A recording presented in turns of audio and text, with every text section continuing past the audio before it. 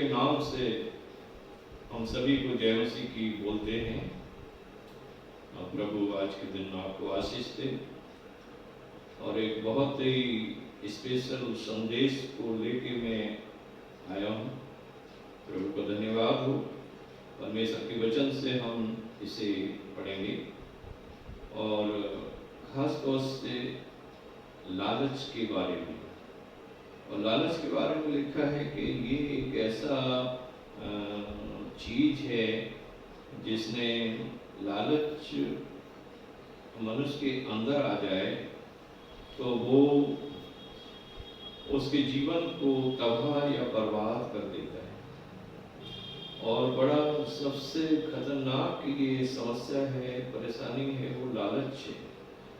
और जब लालच हमारे अंदर आता है और हम हर काम फिर उसी में होके करते हैं और हम हर काम करने से पहले देखते हैं कि हमें फायदा क्या होगा, और जब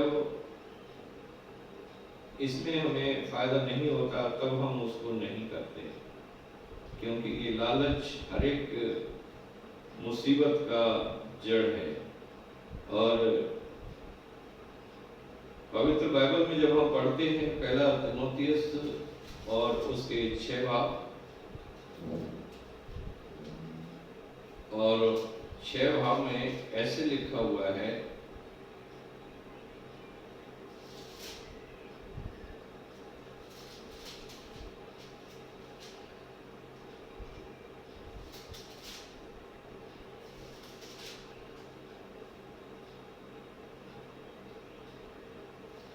और 6 की 10 आयत को हम पढ़ते हैं।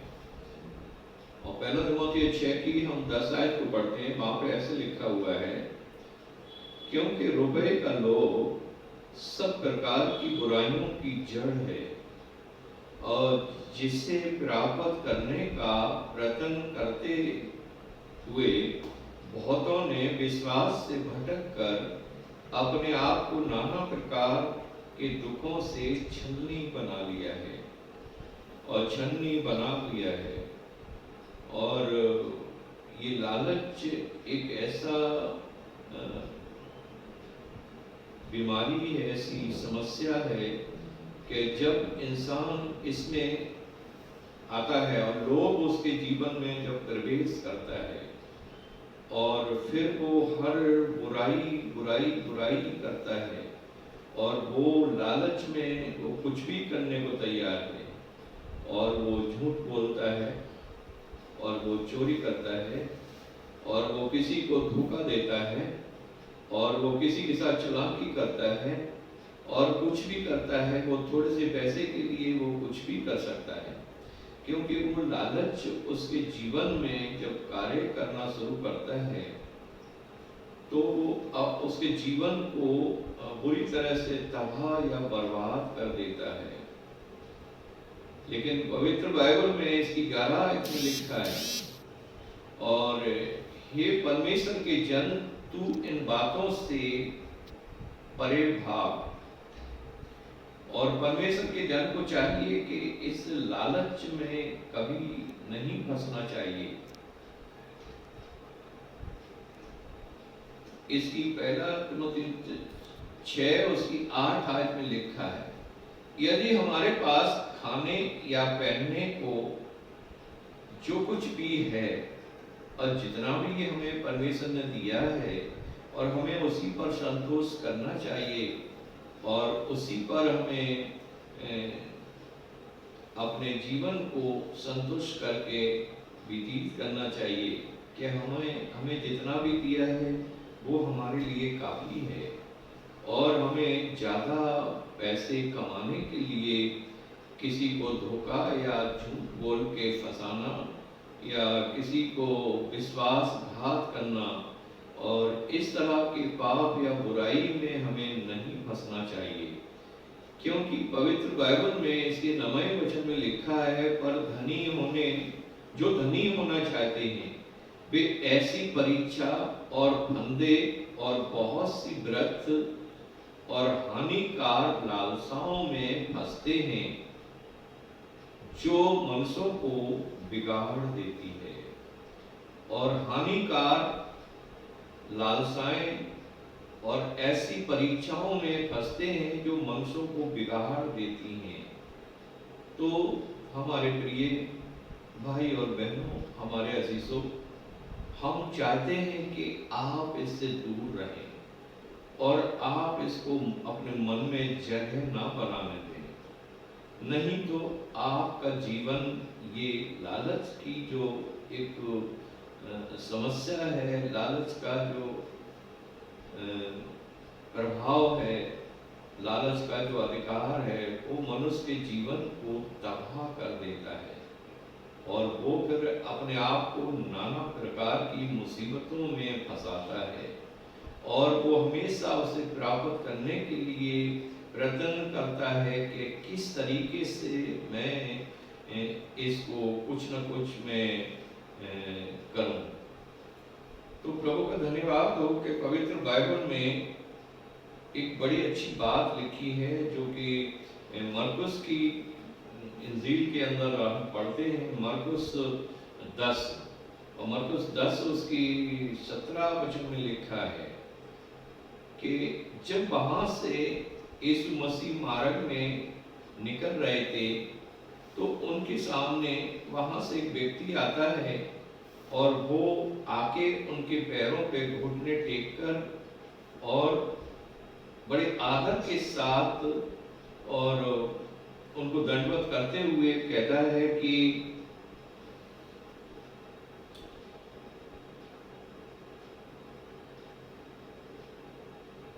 और घुटने टेक कर यीशु मसीह से पूछता है, हे उत्तम गुरु, हम अनंत जीवन का अधिकारी होने के लिए मैं क्या करूं? और यीशु ने उससे कहा, तू मुझे उत्तम गुरु क्यों कहता है?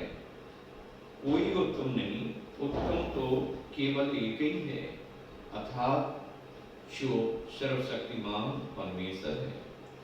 लेकिन तू आज्ञाओं को तो जानता है। और उस व्यक्ति ने कहा कि हाँ, मैं आज्ञाओं को जानता हूं।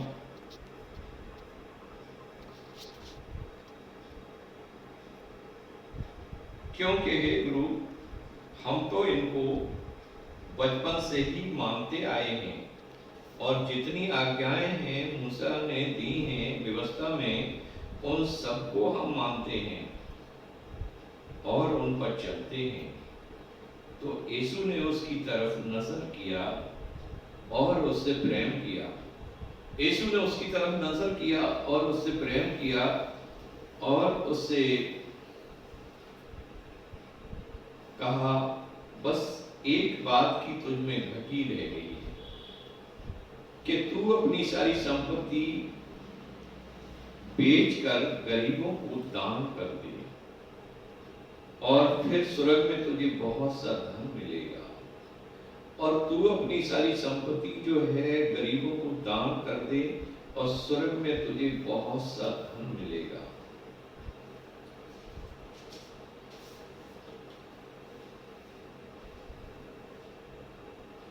और उसके बाद मेरे पीछे हो ले। इस बात से आप सुन रहे हैं कि उसके चेहरे पर बड़ा उदासी छा गई और वो जो व्यक्ति था जो यीशु मसीह के पास अनंत जीवन का अधिकारी होने के लिए आया था और जो स्वर्ग के राज का अधिकारी होने के लिए आया था, और उसके चेहरे पर बड़ा उदासी छा गई और वह शोक करता हुआ चला गया क्योंकि वह बहुत धनी था। धर्मशास्त्र बाइबल में मरकुस 10 उसके 23 पद में लिखा है कि यीशु ने चारों ओर देखकर अपने चेलों से कहा, धनवानों का परमेश्वर के राज्य में प्रवेश करना कैसा कठिन है। उनके कहने का मतलब क्या है? हमारे सर्वशक्तिमान परमेश्वर के पुत्र यीशु ने बोला कि एक धनी व्यक्ति परमेश्वर के राज्य में कभी भी प्रवेश नहीं कर सकता। एक धनी व्यक्ति परमेश्वर को नहीं पा सकता, क्योंकि वो एक लोभी व्यक्ति है, एक लालची व्यक्ति है। और वो जो लालच करते हैं, लोभी लोग होते हैं, वो हमेशा अपने पैसे की धुन में लगे रहते हैं और वो सिर्फ दिखाने के लिए धार्मिक स्थलों में जाते हैं और वो बहुत कुछ बोलते हैं, जैसे कि वो नकली प्रेम दिखाते हैं। जैसे कि इस व्यक्ति ने यीशु मसीह के सामने घुटने टेक के आराधना की, उसकी महिमा की, उसका आदर किया। संसार के लोग भी परमेश्वर की हजूरी में जाते हैं, परमेश्वर का आदर करते हैं, उसके सामने घुटने टेकते हैं, उसकी आराधना करते हैं, लेकिन वो उनका जीवन जो है नाना प्रकार के लोभ से, लालच से जकड़ा हुआ है। वो परमेश्वर के सामने दिखावा करते हैं, लेकिन वो परमेश्वर को प्यार नहीं करते, वो सिर्फ पैसे को प्यार करते हैं और वो पैसे को ही आदर करते हैं। और जिस चीज का उनके अंदर लालच है, उस चीज को हासिल करने के लिए वो कुछ भी करने को तैयार है। लेकिन परमेश्वर के सामने वो दिखावा करते हैं, आराधना करने का, बाइबल पढ़ने का और चर्च में जाने का, इबादत करने का, क्योंकि उनके अंदर तो दूसरी चीजों का लालच है। लेकिन थोड़ी देर के लिए वो दिखाना चाहते हैं कि हम परमेश्वर के जन हैं और हमारे पास परमेश्वर का वचन है और हमारे पास बहुत परमेश्वर ने आशीष दी है, बहुत बड़ा ज्ञान है। और वो अपनी मीठी बातें सुना के, मीठी मीठी बातों से लोगों के ऊपर प्रभाव डालते हैं कि हम भी एक परमेश्वर के जन हैं। लेकिन वो हमेशा परमेश्वर से दूर रहते हैं और वो परमेश्वर का अपने हृदय से आदर नहीं करते, क्योंकि उनके हृदय में आदर सिर्फ लालच का है और लोभ का है और उस पैसे का लालच है जिसको उन्होंने हासिल कर लिया है या फिर और भी कमाने की इच्छा है। प्रभु का धन्यवाद हो। तभी तो सर्वशक्तिमान के परमेश्वर के पुत्र यीशु ने कहा, और सच तो ये है कि ऐसा मनुष्य जो लालची है, जो धनवान है, वो परमेश्वर के राज्य में कभी भी प्रवेश नहीं कर सकता। क्योंकि ऊंट के सुई के नाके में ऊंट का निकलना तो आसान है, लेकिन धनवान इससे भी कठिन है कि वो परमेश्वर के राज्य में कभी भी प्रवेश नहीं कर सकता। तो चेले उसकी बातों से अचंभित हुए और इस पर यीशु ने फिर उनसे कहा, हे बालकों, जो धन पर भरोसा रखते हैं उनके लिए परमेश्वर के राज्य में प्रवेश करना बहुत कठिन है।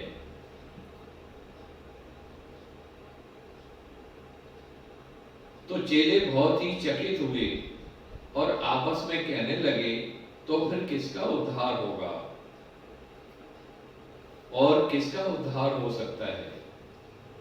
तो प्रभु का धन्यवाद हो कि यहाँ पे परमेश्वर के पुत्र यीशु ने उत्तर दिया। यीशु ने उनकी ओर देखकर कहा, मनुष्यों से तो नहीं हो सकता, लेकिन परमेश्वर चाहे तो सब कुछ हो सकता है। जब तक परमेश्वर किसी के जीवन को नहीं बदले, जब तक परमेश्वर किसी के जीवन में स्वयं काम नहीं करे, तब तक मनुष्य इस पाप से, इस लालच से और बुराई से कभी भी छूट नहीं सकता। परमेश्वर का धन्यवाद हो, क्योंकि लिखा है कि लालच एक ऐसी बुराई है जो जिसमें फंसकर, जैसे पहला तिमोथियुस और 6:10 में लिखा है कि लालच में फंसकर इंसानों ने अपने आप को नाना प्रकार के दुखों से छलनी बना लिया है। अपने आप को नाना प्रकार के दुखों से लोग छलनी तो बना सकते हैं, अपने आप को नाश कर सकते हैं, अपने आप को उसमें डुबा के अपना सत्यानाश कर सकते हैं, अपना जीवन बर्बाद कर सकते हैं, लेकिन उससे छूट नहीं सकते। क्योंकि लालच एक इतनी भयानक बीमारी है कि जो इसमें फंस जाता है वो कभी भी निकल नहीं पाता। जैसे ये व्यक्ति जब यीशु मसीह के पास आता है, एक धनी व्यक्ति, और जब यीशु ने कहा कि तेरे पास जो धन है उसको ऐसा करके गरीबों को बांट दे तो स्वर्ग में तुझे बहुत सा धन मिलेगा, लेकिन सुनते ही इसके चेहरे पर बड़ा उदासी छा गई और ये बहुत दुखित हुआ। और क्योंकि बाइबल में लिखा हुआ है कि ये बहुत धनी व्यक्ति था और इसके पास बहुत सारा धन था, और इसलिए ये उस धन में, इसका जो जीवन था उस धन में फंसा हुआ था और इसका मन था उसमें ही रहता था 24 घंटे। लेकिन दिखावा करने के लिए ये यीशु मसीह के पास आता है और सोचता है कि कोई ऐसा आसान सा तरीका होए जो हमारा धन भी बना रहे और परमेश्वर भी मिल जाए हमें, और हम स्वर्ग के राज के अधिकारी भी हो जाएं, अनंत जीवन भी हमें मिल जाए। लेकिन परमेश्वर का धन्यवाद हो कि जब वो यीशु मसीह के पास आता है तो पवित्र बाइबल में ऐसे लिखा हुआ है कि परमेश्वर तो मन को जांचता है। तो परमेश्वर ने कहा, उद्धारकर्ता हमारे यीशु मसीह ने कहा कि तू परमेश्वर की आज्ञाओं को माना कर। तो उन्होंने कहा कि कौन सी आज्ञा? उसने कहा, तो यीशु मसीह ने कहा यही कि चोरी ना कर, हत्या ना कर, झूठ ना बोल, अपने माता पिता का आदर कर, और इसी तरह से तू लालच मत कर। तो ये जो 10 आज्ञाएं हैं जो मूसा की व्यवस्था में लिखी हुई हैं, क्या तू इनको मानता है? और उसने कहा कि इनको तो मैं बचपन से ही मानता आया हूँ। लेकिन वो मानता नहीं था, वो झूठ बोल रहा था। इसी तरह से हम जब परमेश्वर के भवन में जाते हैं तो परमेश्वर की इबादत में बैठते हैं और झूठे वादे करते हैं, झूठ बोलते हैं, जबकि हम हर एक बुराई में फंसे हुए हैं। हमने कोई भी बुराई करना नहीं छोड़ा, हमने मन नहीं फिराया है, हमने अपने जीवन को परमेश्वर को नहीं दिया, ना ही हम परमेश्वर के लिए समर्पित हुए हैं। हमारा जीवन जैसा पहले था वैसा ही अब है, लेकिन हम लोगों के सामने झूठे वादे करते हैं और अपनी धार्मिकता का ढिंढोरा पीटते हैं कि हम भी कुछ हैं। तो प्रभु का धन्यवाद हो कि हम कहते हैं कि हम प्रभु यीशु पर पूरा विश्वास करते हैं और हम परमेश्वर की अगुवाई में चलते हैं। लेकिन ऐसा नहीं है, वो झूठ बोल के अपने आप को धोखा देते हैं, क्योंकि वो चालाकी करते हैं। परमेश्वर का धन्यवाद हो। और इसी तरह से इस व्यक्ति ने कही, हाँ मैं तो सारी आज्ञाओं को मानता हूँ। तो यीशु ने कहा, बस एक बात की तेरे अंदर कमी है कि अगर तू मानता है तो सारे अपनी संपत्ति को जाके गरीबों को दान कर दे। लेकिन वो झूठ बोल रहा था, इसलिए उसके चेहरे पर उदासी छा गई। जब हम झूठ बोल के परमेश्वर के भवन में जाते हैं, परमेश्वर के सामने जब निर्णय या फैसला लेने का वक्त आता है, हमारे चेहरे पर उदासी छा जाती है और हम बहुत ही उदास हो जाते हैं। और वो बातें जो बहुत कठिन हैं, हम नहीं जिन पर चल पाएंगे, तो हम सोचते हैं कि अब कोई ऐसा बहाना मिल जाए जो कि या तो हम यहाँ से चले जाएं या फिर हम इधर उधर हमारा मन हट जाए, तो फिर हम इन चीज़ों को सुने नहीं। क्योंकि सच्चाई जो आप है, कोई भी इंसान, हम आप कोई भी, जब हमारे मन में बुराई होती है तो हम सच्चाई सुनना नहीं चाहते। हम सच्चाई को नहीं मानना चाहते। आइए हम पवित्र बाइबल में देखेंगे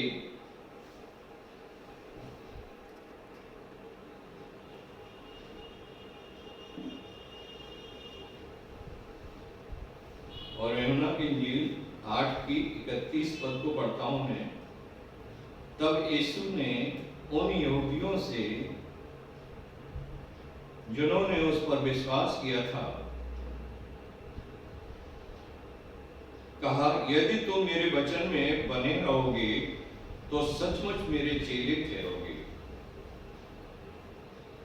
यदि तुम मेरे वचन में बने रहोगे तो सचमुच मेरे चेले ठहरोगे और तुम सत्य को जानोगे और सत्य तुम्हें स्वतंत्र करेगा, आजाद करेगा हर एक पाप से, चाहे वो किसी भी किस्म का पाप हो, लालच, झूठ, चालाकी, बेईमानी, कुछ भी है।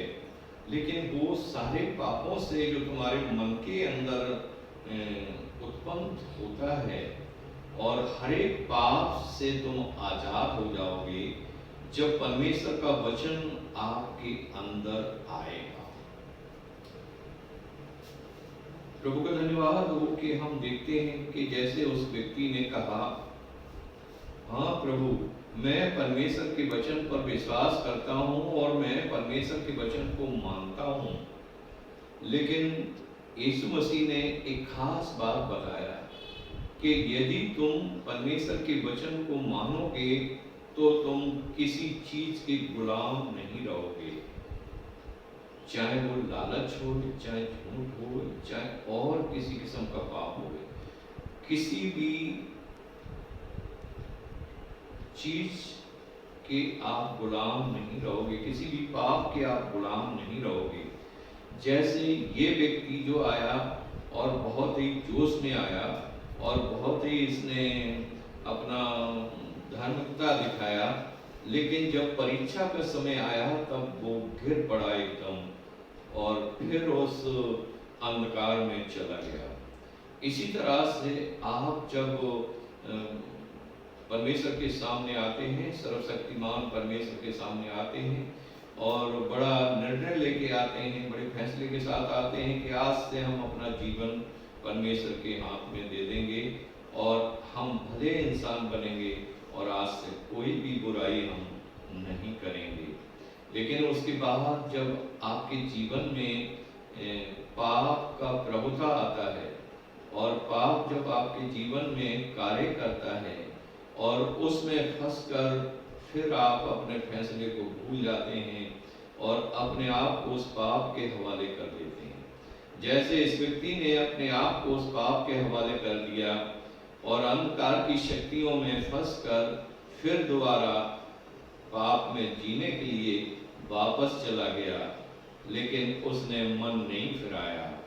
इसलिए जब हम परमेश्वर की सभा में बैठे होते हैं और हमारे अंदर बड़े निर्णय, बड़े फैसले होते हैं और बहुत अच्छी हम इबादत करते हैं, बहुत अच्छा वचन का प्रचार करते हैं और बहुत हम परमेश्वर के लोगों के सामने आदर की ओर ठहरते हैं, उनसे मिलते हैं, लेकिन हमारा जीवन वापस फिर अंधकार में फंसा रहता है और उसमें चला जाता है, डूब जाता है।